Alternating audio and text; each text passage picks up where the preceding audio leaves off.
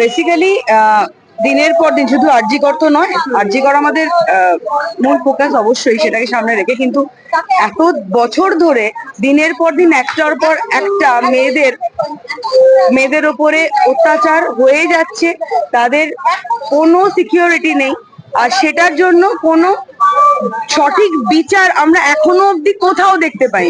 সেটা কবে হবে? আর উপরে কিন্তু সবকিছু আবার লোপাট করা হচ্ছে, মানে ধর্ষকদের বাঁচানো বাঁচানো মানে হচ্ছে। এটা কি কারণ? মানে ধর্ষকদের বাঁচানো হচ্ছে, মানে এটা কিভাবে হয়?